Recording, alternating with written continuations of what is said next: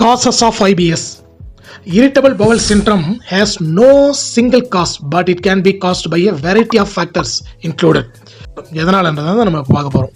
First எடுத்தோடனே பாருங்கள், stress தான், மன அழுத்தம். It can make the nerves in the intestine more active. இந்த ஸ்ட்ரெஸ் என்ன பண்ணுதுன்னா, இண்டஸ்ட்ரியில் இருக்கிற நர்வை மோர் ஆக்டிவ்னா ஓவர் ஆக்டிங் பண்ண வைக்குது. So causing them to contract more and become more sensitive. இதனால் சுருங்கி என்ன ஆகுது அப்படின்னா, ரொம்ப சென்சிட்டிவாக மாறிடுது. அப்படி சென்சிட்டிவாக மாறும்போது stressful events in yearly life such as abuse can also increase likelihood of developing IBS.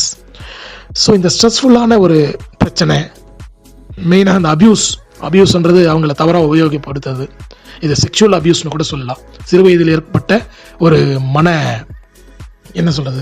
ஒரு அபியூஸ், அவங்கள ஒரு தவறான முறையில் பயன்படுத்தி அதனால் மனம் பாதிக்கப்பட்டது.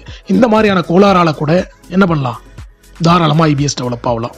ஸோ அதனால் வரக்கூடிய ஸ்ட்ரெஸ்ஸால் ஐபிஎஸ் டெவலப் ஆகலாம். ஸோ இதெல்லாம் காசஸ்.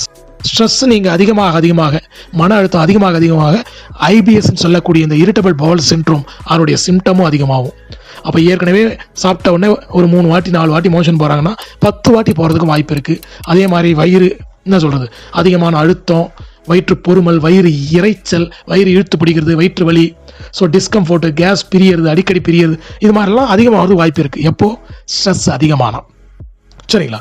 அப்போ அடுத்து இன்ஃபெக்ஷன். என்ன இன்ஃபெக்ஷன் நோய் தொற்று. இதில் IBS can develop after bacteria or parasitic infection of the intestine.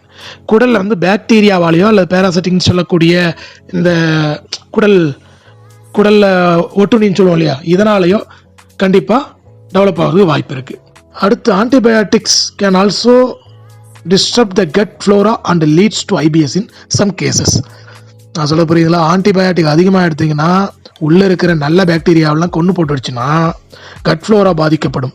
Cut Flora பாதிக்கப்பட்டதுன்னா கண்டிப்பாக ஐபிஎஸ் ஃபார்ம் ஆகும் சம் கேசஸில். அப்போ ஓவர் ஆன்டிபயோட்டிக்கும் எடுக்கக்கூடாது. இப்போ இதில் நம்ம என்னென்ன பார்த்துருக்கோம்?